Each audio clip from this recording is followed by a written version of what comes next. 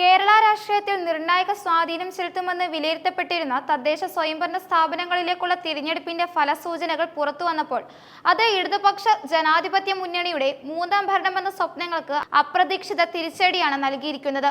സംസ്ഥാനത്തിന്റെ തെരഞ്ഞെടുപ്പ് ചരിത്രത്തിൽ വഴിത്തിരിവായേക്കാവുന്ന ഈ ഫലം സംശയലേശമന്യേ UDFന് വ്യക്തമായ മേൽക്കൈ നൽകുകയും ഭാരതീയ ജനതാ പാർട്ടിയുടെ നേതൃത്വത്തിലുള്ള NDA മുന്നണിക്ക് അഭൂതപൂർവമായ മുന്നേറ്റം സമ്മാനിക്കുകയും ചെയ്തിരിക്കുന്നു. കാസർഗോഡ് മുതൽ തിരുവനന്തപുരം വരെയുള്ള ജില്ലകളിൽ ഉടനീളം UDF വലിയ മുന്നേറ്റമാണ് കാഴ്ചവെച്ചത്. ത്രിതല പഞ്ചായത്തുകൾ, മുനിസിപ്പാലിറ്റികൾ, കോർപ്പറേഷനുകൾ എന്നിങ്ങനെ സമസ്ത മേഖലകളിലും UDFന്റെ ആധിപത്യം പ്രകടമായി. 80 ബ്ലോക്ക് പഞ്ചായത്തുകളിൽ UDF മുന്നിലെത്തിയപ്പോൾ 63 മാത്രമാണ് LDFന് വിജയിക്കാനായത്.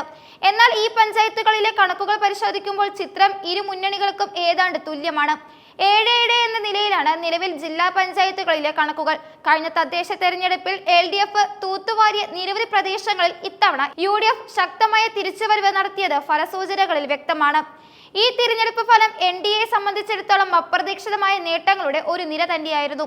പല കോണുകളിൽ നിന്നും പ്രതീക്ഷിക്കപ്പെട്ടതിലും വലിയ മുന്നേറ്റമാണ് BJP നേടിയെടുത്തത്. ഭരണ തുടർച്ചയുടെ ആത്മവിശ്വാസത്തിലായിരുന്ന LDFന് ഈ ഫലം ഒരു അപ്രതീക്ഷിത തിരിച്ചടിയാണ്. ഭരണ നേട്ടങ്ങളിൽ ഊന്നിയതായിരുന്നു ഇടതുപക്ഷത്തിന്റെ തെരഞ്ഞെടുപ്പ് പ്രചാരണം. മുഖ്യമന്ത്രി പിണറായി വിജയൻ തന്നെയായിരുന്നു ഈ പ്രചാരണങ്ങളുടെ കേന്ദ്രബിന്ദു. ക്ഷേമ പെൻഷനുകൾ വർദ്ധിപ്പിച്ചതും സ്ത്രീ സുരക്ഷ ഉറപ്പാക്കുന്നതിനുള്ള പുതിയ പെൻഷൻ പദ്ധതി പ്രഖ്യാപിച്ചതും LDF പ്രധാന പ്രചാരണായുധമായി ഉപയോഗിച്ചു. ഇതിനോടൊപ്പം UDFൽ ഉയർന്നു വന്ന രാഹുൽ മാങ്കൂട്ടം വിവാദം പോലുള്ള വിഷയങ്ങൾ തങ്ങൾക്ക് നേട്ടമാകുമെന്ന് ഇടതുമുന്നണി കണക്കുകൂട്ടിയിരുന്നു. എന്നാൽ തിരഞ്ഞെടുപ്പ് ഫലം സൂചിപ്പിക്കുന്നത് ഈ കണക്കുകൂട്ടലുകൾ തെറ്റാണെന്നാണ്. ശബരിമല വിഷയത്തിൽ സർക്കാർ സ്വീകരിച്ച നിലപാടുകളും പൊതുവെയുള്ള ഭരണവിരുദ്ധ വികാരങ്ങളും LDFന് വലിയ തിരിച്ചടിയായി എന്നാണ് പ്രാഥമിക വിലയിരുത്തൽ. തദ്ദേശ തിരഞ്ഞെടുപ്പിൽ മികച്ച വിജയം നേടുമെന്ന പാർട്ടി വിലയിരുത്തലിൽ നിന്നാണ് ഇത്തരമൊരു അപ്രതീക്ഷിത തകർച്ച നേരിട്ടതെന്നും LDFനെ സംബന്ധിച്ച് ഏറെ ശ്രദ്ധേയമായ ഒരു കാര്യമാണ്.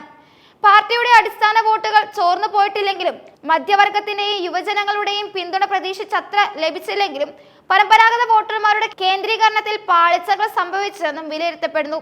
അതേസമയം UDF തങ്ങളുടെ പ്രചാരണം പ്രധാനമായും കേന്ദ്രീകരിച്ചത് ശബരിമല വിഷയത്തിലും സംസ്ഥാന സർക്കാരിന്റെ ഭരണ പരാജയങ്ങളിലുമായിരുന്നു.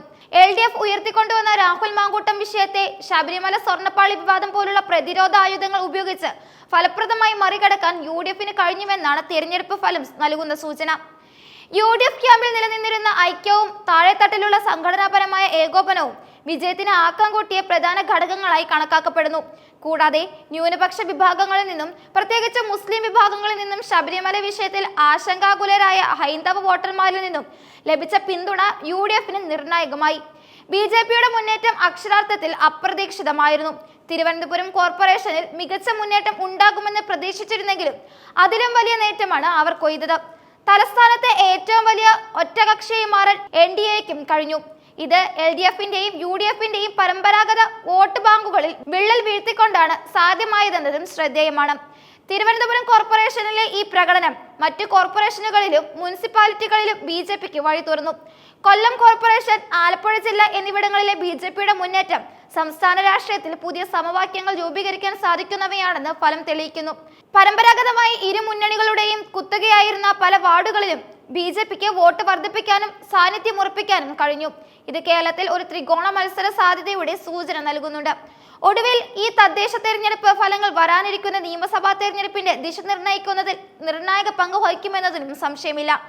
LDFന് ആഴത്തിൽ സ്വയം വിമർശനം നടത്തേണ്ടി വരും.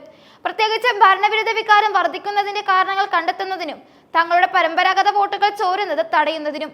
UDF ആകട്ടെ ഈ വിജയത്തിന്റെ ആക്കം നിയമസഭാ തെരഞ്ഞെടുപ്പിലേക്കും വ്യാപിപ്പിക്കാനുള്ള തന്ത്രങ്ങൾ ആസൂത്രണം ചെയ്യേണ്ടതുണ്ട്. BJPക്ക് അവരുടെ വളർച്ചയെ ഒരു സ്ഥിരം രാഷ്ട്രീയ ശക്തിയായി രൂപാന്തരപ്പെടുത്താൻ ഈ വിജയം ഊർജം നൽകുമെന്നതിൽ സംശയമില്ല. ഈ തെരഞ്ഞെടുപ്പ് കേരളത്തിലെ രാഷ്ട്രീയ ഭൂമികയിൽ ഒരു പുതിയ അധ്യായത്തിന് തുടക്കം കുറിച്ചിരിക്കുന്നു. ഇവിടെ മൂന്ന് മുന്നണികളും തമ്മിലുള്ള പോരാട്ടം കൂടുതൽ കടുപ്പമേറിയതും പ്രവചനാതീതമായിരിക്കും.